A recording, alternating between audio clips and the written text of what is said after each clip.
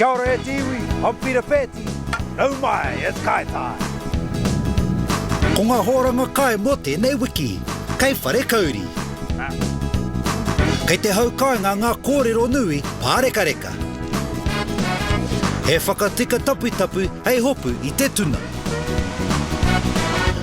Nā wai rā, ka kitea, ka rongo ki tōna ngau. He taka kai kia arite ki te tunu. Tēnei te whai atu nei.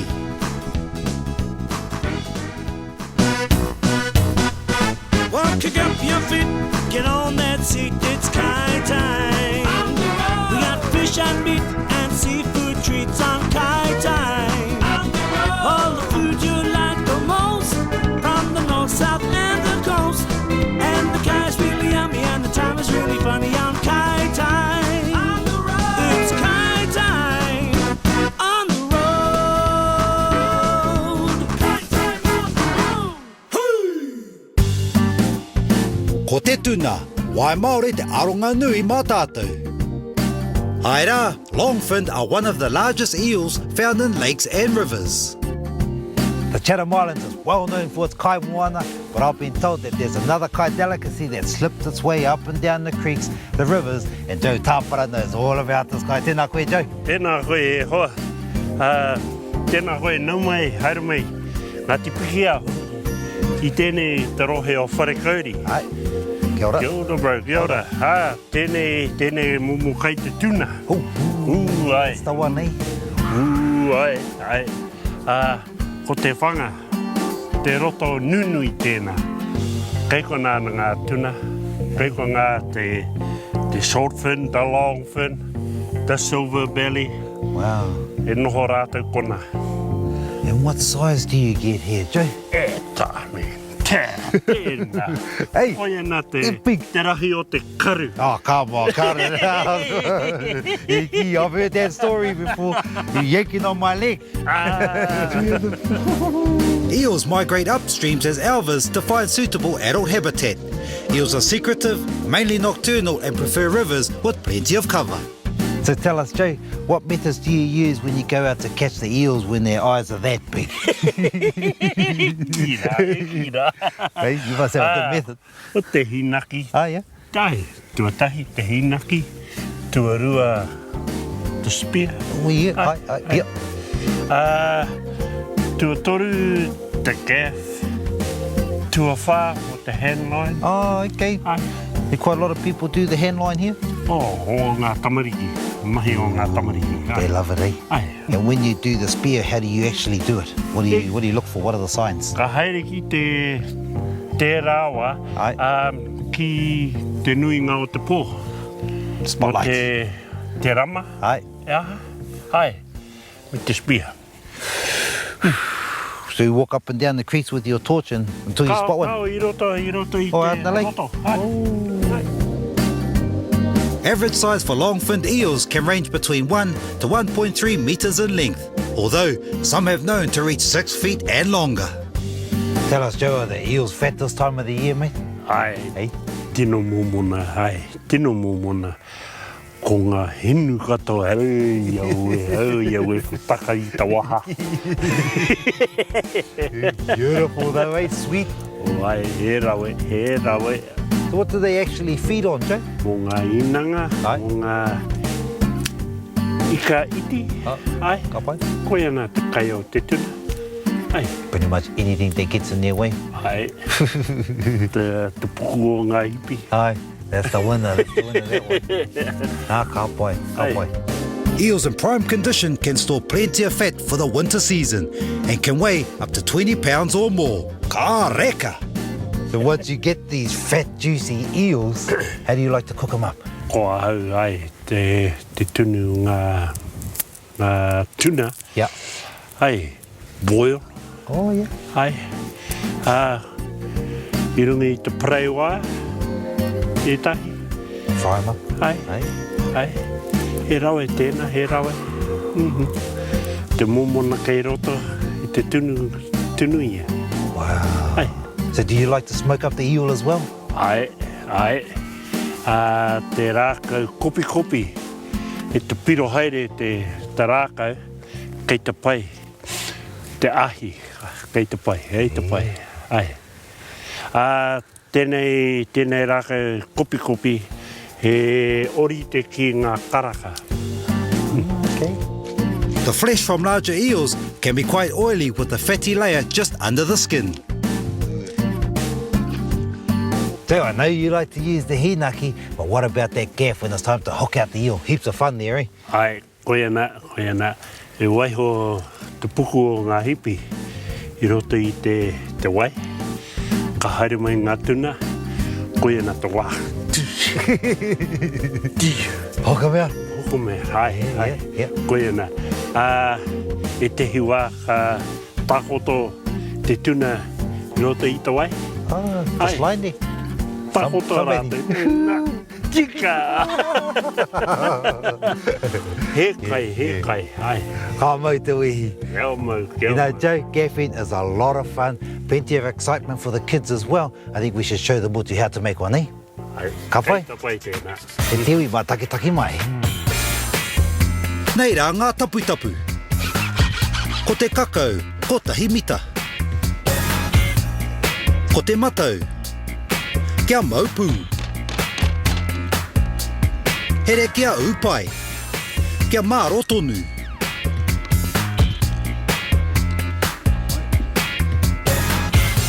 Ko te harakeke, kia mātua piri te matau.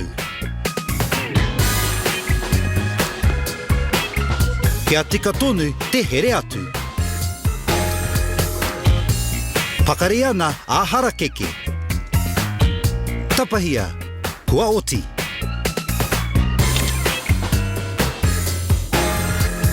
Ko te kakau poto, kia āhua whānui tonu te rākau. Here te matau. Mā te nera hei timata.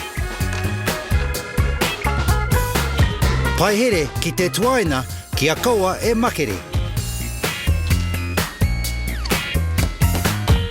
He taura anō ki te kakau poto.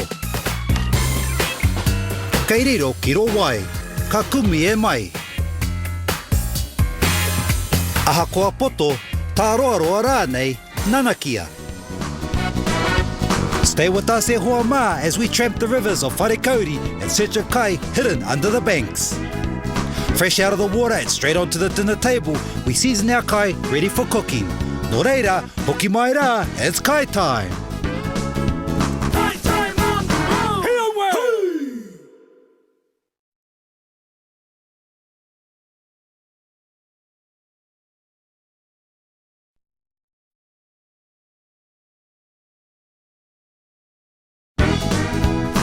Nau mai hoki mai ki kai time on the road.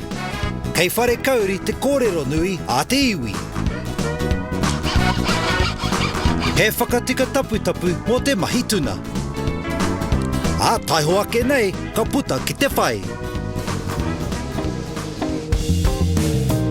There are many freshwater streams here on Wharekauri that hold our kai for today. And as usual, local knowledge is the only way to hook us up. Whānau, when you want to go out eeling on the island, it's no time to muck around. So I've teed up with two awesome hunters, Albert and Carlos. Tell us, guys, are the stories about the tuna over here true? The big ones. Yeah, they certainly are, Peter. They're quite large, really. You know, Yep. They're huge ones, really. So your hand sort of went like this and then opened right out. Yeah. Is that the one? And I see you got quite a huge Lethal spear weapon. there. Look at Yeah. that. And that's the size you need to hook them, eh? Aye. To spear them. Yeah, spear them. And what's the gear for, Albert? Oh, that's the one after you speed them in the head, if you can. You put the old hook in them just to hold the eel onto the spear. Oh, so he doesn't And wiggle then- off. Yeah, so he doesn't get off. Now tell me the size. Really, would they be as big as my thigh? No, you put your two legs together, really. Like this? Yeah, something like that. Yeah. The water being so dark too, you know, you Yeah. can't see how many around, so they shoot around your gumboots and Maybe that's a good thing. yeah. If you Yeah. can't see them, then you won't Yeah. worry. Yeah, That's that's it, right. Well, I'm sure that the whānau at home are keen to join us to see what they look like, eh? What do you reckon we go and give them a tap and pull them out? Okay. Yep. Come on, Yeah. that's us then, guys. Tickle them out of the Tickle banks. them out, do you reckon? Yep. Come on. He maha ngā wāhi huna a te haukainga nei. He wai tēnei kua wai pukehia, he pai hei huna mā te tuna. Oh well, Pete, here we are. This is our creek, and got a bit of burley here. What we'll do with it is that we'll try and entice them out from under the banks. So during the day they actually hide in their holes? Yeah, they can live right up underneath the banks. Eh? What'll happen if this doesn't succeed? We'll tickle them out with your electric plotter here. Plotter here, and give them a zap, and they'll jump out. And then we'll attack. You'll attack? Yeah. So make sure that, see this foot here, that's not the eel. Eels spend most of the day hiding under banks and only come out at night to feed. Unless a strong flavour lures them out or someone or something disturbs them with a sharp stab. We've only been in here for about 30 seconds, just started poking up under here, and Hawkeye Carlos spotted the tail just underneath that bank there. It's like a little nest of eels just under there, moving around. That tail that I've seen in there, mate, was a biggie. You guarantee there'll be a great big one in there amongst a whole lot of little ones there. I think we should tap it. Yeah, see, they're right up in there too. Oh, yeah, straight to up there. Right in there, eh? I can't believe this. There's 4 big, fat eels all up. Look at this, right here. Look at that head. That's huge. And they're all over here. There's up here, there. They're just all basking in there, playing around with each other. Kai time. Come in up.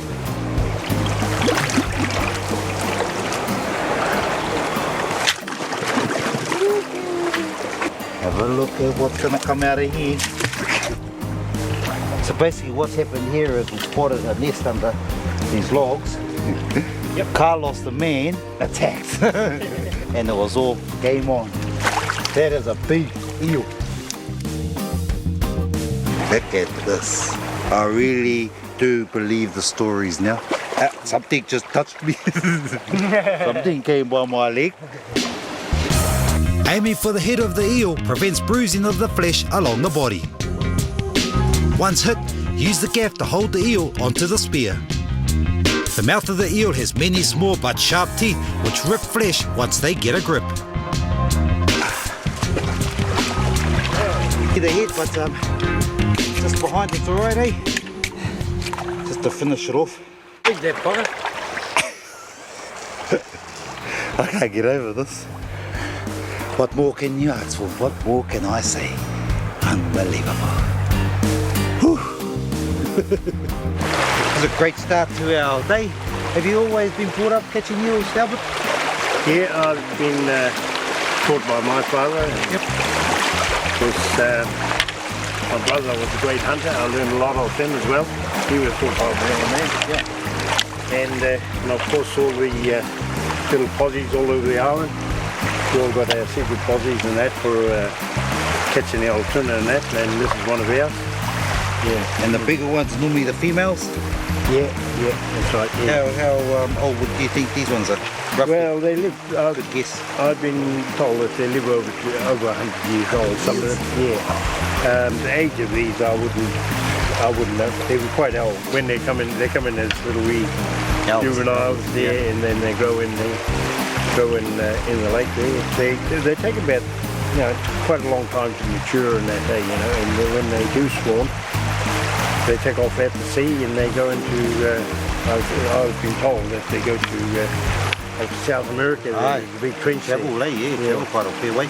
And when they spawn, they just sink into the deep waters, and the pressure actually pushes all the eggs out. Right. And then the little juveniles make their way back to where they come from. So they pretty much come back to here. Yeah, they pretty much they come back to Wharekauī. Yeah. Ko ngā tāoroa nei, hei toro ki raro i te wai. I just had a flying spear under this log here, and all of a sudden the spear started moving. So I think I've hit the target.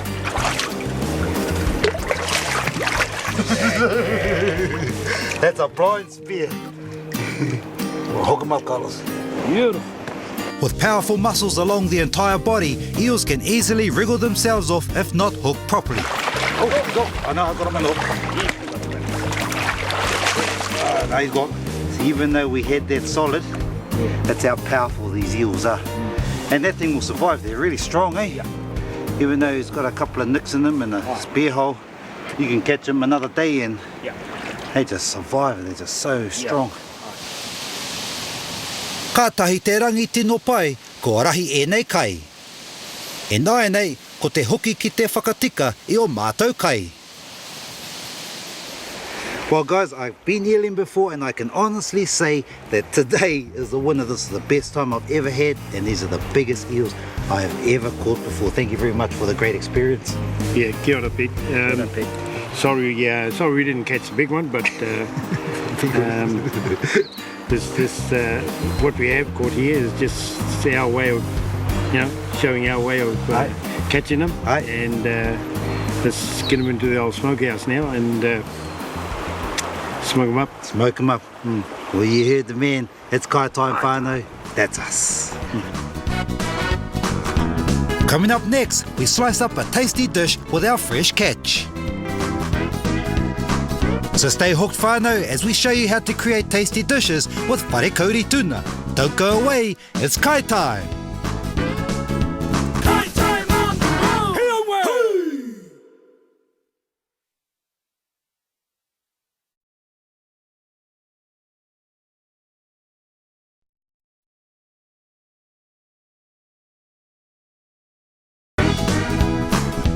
Hoki hoki mai ki a kai time! Kei whare kauri tātou I te rānei. E whai nei I ngā kōrero mō te tuna. Ka huri ki te hanga taputapu hei hopu kai mā tātou. Kua puta ki ngā wai Maori kia ki te ai te rongonui o ēnei tuna. Ka mau te wehi. Kotahi te mahi I nāi nei ko te tunu tonu atu. Whānau, Albert, I can't exaggerate enough on how much of a wicked time I had gathering these beautiful, delicious eels. Now, I thought I had hunted the big eel, but coming here to the Chatham Islands, mate, those are huge. And you're used to them, eh? Yep, I certainly am, Peter, yeah. And I heard earlier that you apologised because we could only get the small ones for the show. Yeah, that's right, yeah. Mate, we get them big in that, but but these are big enough for us to smoke. They're just the right size, really. But just have a look at this. Look at the size. I know it'd be quite hard to see how big they are, but just take a look at my hand and you can just see how wide these eels are. I'm just going to put my hand around it and look at that. Look, they are huge, big, fat tuna. And how are we going to prepare this today? I can smell some previous smoking that was going on here earlier. Is this the plan of attack in the smoker? Yep, that's dead right, yep. How do you actually prepare it? First of all, we'll have to try and get some of this dampness off it and the dirt and that, a bit of the slime. Yep, and how do you do that? Use the old marshmallow leaf, which we've got there. Oh yeah, because a lot of people use sand, dirt, salt, exactly. soda crystals, and you use marshmallow leaf. Yep. Mā ngā rau rākau nei, ka mātō tuna, mā manoa. Once we had speared the eel, we try to put it out of its misery real quick by cutting just behind the head there. And if you go down to the other end, to the tail, that's the normal thing that you do, is snip the tail to bleed it. Let all that blood out, otherwise you get blood veins right through the whole flesh. Yep. Kia koe tō maripi mo te pāwhara tuna. Whai haere I te taha whakararo. Tango mai te puku.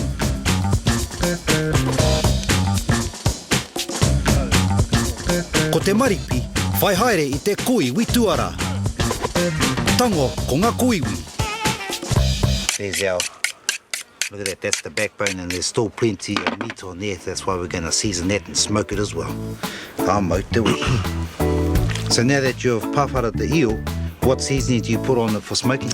I just use salt and brown sugar. Salt and brown sugar? Yeah. I've seen people use spices and honey and stuff like that, but I'm just straightforward. To me, I keep it quite simple.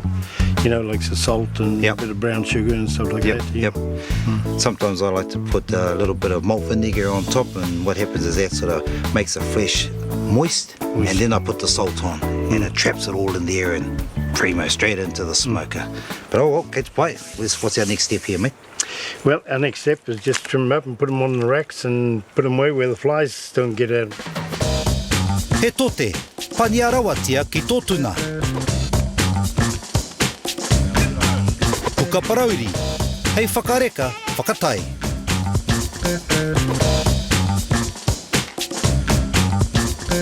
Tapahia ngā wahanga kiko, kia hāngai, ki ngā whatanga umu. How about do you allow the eel to hang once you put the salt on it so that it gets right through into the flesh? No, I don't. No, I just put the salt on and then I put brown sugar on and then I put it in the safe just to dry it a little bit. Okay. Go into Okay. Then I put them in the smokehouse. As you can see, Pete, we've already got some done here. Yep. Beautiful. Done these yesterday. Yeah. And how long do they actually take to smoke? That there took us about 8 hours. Yeah, it takes a little while to sort of This acre, look at this here. This is what that's going to look like. cold smoke, ready to eat. Yeah. Beautiful. And there's your bones up here. Plenty of meat all over them. Aye. Well, mate, I think I better go and attack that other big, huge eel that's on there to earn my keep. He's sitting out there, mate. Can I have one of those? Hei tango I te kiri, tapahia te parerau o runga, tango mai. Kumia te kiri, mā muri o te upoko. Katoa te tinana.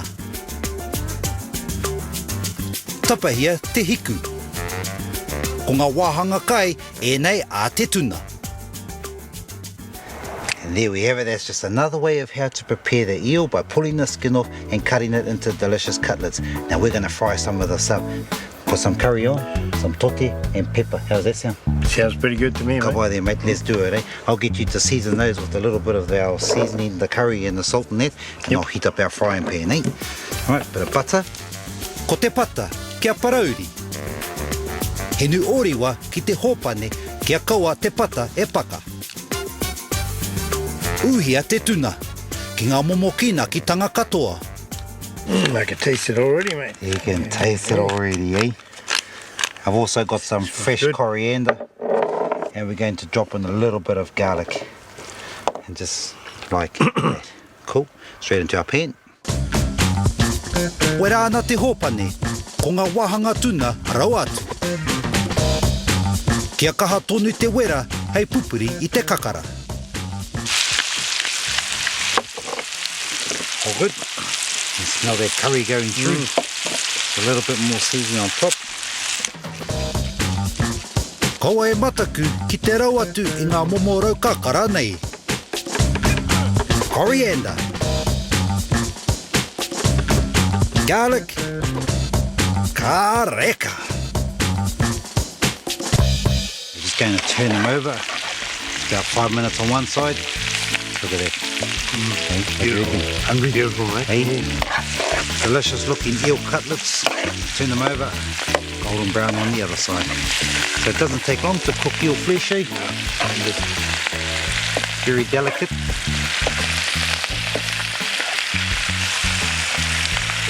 And what other ways have you tried when you do it this way? Well, I much prefer to sort of cook it very similar to what you're doing. Yep. Probably use different ingredients than what you got there. Yep. Yeah, but that, no, it's just exactly the same. What sort of ingredients would you use? Well, I'd use pepper and salt as usual, and, Yeah. and I probably wouldn't use garlic. I'll probably use probably onion or something Yep. like that. Yeah. Yep. That's fine. Garlic just gives it that extra spice. Yeah, it does. Yeah. Gets right into that flesh. Goes well with that beautiful eel flavour. Okay, mate. Well, I think those are nearly ready. Beautiful. Can smell that curry flavour going right through into the eel. What do you think? Oh, that looks kapai, mate. Kapai? Looks good. Yeah. Really Beautiful. Hala, titiro whānau. Check that out. Yeah. Well, this is some of our smoked tuna Yep. that done yesterday. And what do you think of this lot? Oh, mate, that looks delicious. I mean, we can't wait for 8 hours, eh? Yeah. Long as We'll you've done start on this one. Yeah, first. are you hungry? Well, these two. All right. I'm hungry. There we have it at Tiwi. Whare kauri eo. Bon appetito. Kia hoki atu anō. Whakatika mai tō tuna. Pāwhara, ki naki hia, au ahi ake. Kai tuarua, tongo mai te kiri. Wāhanga tuna, ki naki hia atu.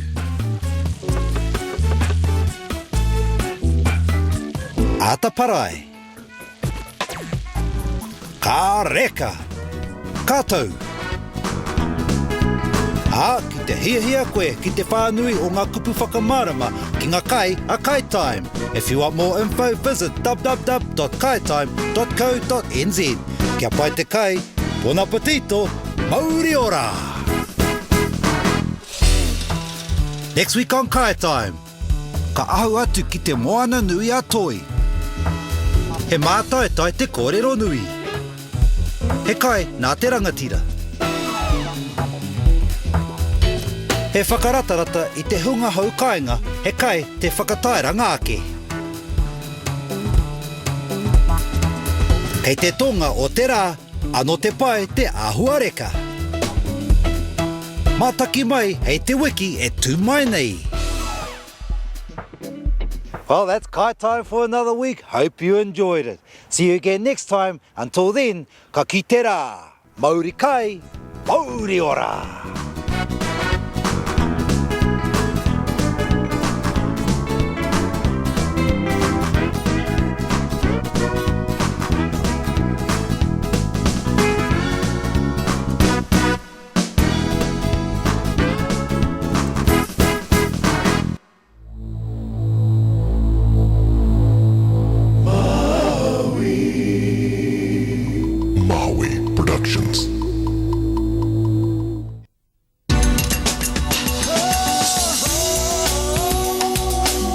He mea tautoko nā te manga. Kai pāho.